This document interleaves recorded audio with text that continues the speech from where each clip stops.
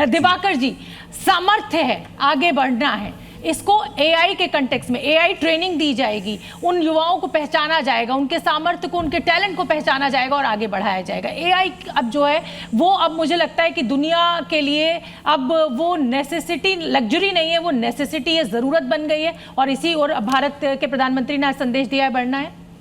देखिए, एक चीज़ जाननी बहुत ज़रूरी है कि आज के डेट में एआई हमारा देश को कंप्लीटली चेंज कर सकता है और आज का जनरेशन जो कि जेन ज़ी हम बोल रहे हैं, उनके अंदर एक बहुत ही स्पेशल एबिलिटी है और वो एबिलिटी है क्वेश्चन पूछने की, ये पूछने की क्यों, कैसे, कब। और एआई की आज के डेट में रिक्वायरमेंट यही है कि आप पूछो, मैं आपको आंसर दूंगा। और उसके साथ में इसके अंदर एक बहुत ही इंपॉर्टेंट चीज ये है कि आज सर ने बात की, प्रधानमंत्री मोदी जी ने बात की कि हमें एआई पे फोकस करना है, हमें एनर्जी पे फोकस करना है, हमें डेटा सेंटर्स पे फोकस करना है। अगर हमने इन सारी चीजों पे फोकस कर लिया, आने वाले टाइम में 2047 तक इंडिया को सुपर पावर बनने से कोई नहीं रोक सकता।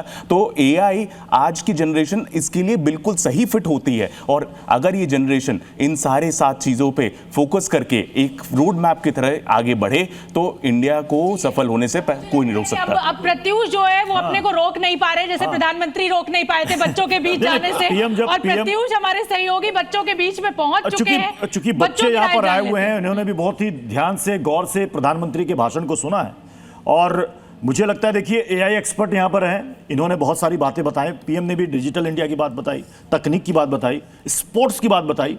आप ये बताइए कि पीएम के भाषण से आपने क्या उसमें से सार निकाला, मतलब जो सबसे अच्छी बात आप लोगों को लगी? जी अच्छी तो पता नहीं, लेकिन मेरा एक सवाल है कि 2047 वो विकसित भारत की बात कर रहे हैं, वो विकसित भारत का सपना दिखा रहे हैं, वो बताएंगे कि 2047 ऐसा हाल में होना चाहिए, लेकिन जो पिछले 12 सालों में 94,000 जो स्कूल्स बंद हुए हैं उस पर आप क्या कहेंगे? ठीक है, देखिए अब अभी हम इस पर भी चर्चा करेंगे, ये जेन ज़ी है, हम इस पर भी चर्चा करेंगे कि प्रधानमंत्री क्या रोड मैप रखेंगे, लेकिन उससे पहले भाषण को लेकर क्या कुछ राय आपकी है, क्या पॉइंट्स आप और चाहती थी युवा पीढ़ी, वो हम देख। प्रधानमंत्री ने विकसित भारत के लिए यंगस्टर को मतलब प्रमुख भूमिका दी है, तो मतलब यंगस्टर का क्या उसमें इंपॉर्टेंट भूमिका होनी चाहिए कि जिससे अब 2047 से हमारा भारत और विकसित हो? जी, आप लोगों में से कोई है जो कि स्पोर्ट्स में इंटरेस्टेड है? जी देखिए, सबसे पहले दीपक वोरा सर ने यहाँ पर स्पोर्ट्स में इंटरेस्टेड नहीं हो रही है। स्पोर्ट्स नॉट, बट मैं कहना चाहूँगा सर, एक पॉइंट ऐड नहीं कर पाए सर। सर बता रहे थे कि पीओके का अपना भाषण में ऐड नहीं किया, उन्होंने जिक्र नहीं किया, और मैं बलूचिस्तान तक पहुँच चुका हूँ सर।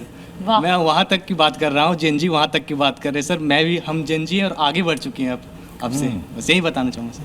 ओके, यहाँ से कोई और? जी इधर से।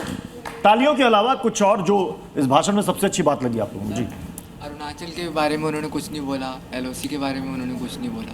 अच्छा, ये देखिए, ये अपनी राय यहाँ सामने आ रही है और लोकतंत्र आजादी देता है। अब अच्छी बात यह है कि जनरेशन अपनी बात कह रही है। प्रधानमंत्री जी ने जैसा बोला, युवाओं को कल के वहीं आगे के भविष्य हैं, तो उन्होंने अच्छी अच्छी बातें बोली। लेकिन सर, मैं एक कला के क्षेत्र में हूँ, तो मैं सर ये एक संकल्प लेता हूँ, मैं अपने कला के दृश्य से भारत को ऊंचे स्तर पर ले जाऊँगा। क्या बात है, तालियां होनी चाहिए। पीएम ने बार बार इसी बात को दोहराया कि हमारे यहाँ टैलेंट है, हमारे यहाँ सामर्थ्य है, और सामर्थ्य को संकल्प में बदलकर फिर 2047 का जो बड़ा सपना है, छोटे सपने की बात नहीं कर रहे हैं, वो बार बार कर रहे हैं, बड़ा सपना देखो और उसे पूरा करो। और हमें उम्मीद है, उम्मीद ही नहीं भरोसा है कि उतना हम कर पाएंगे।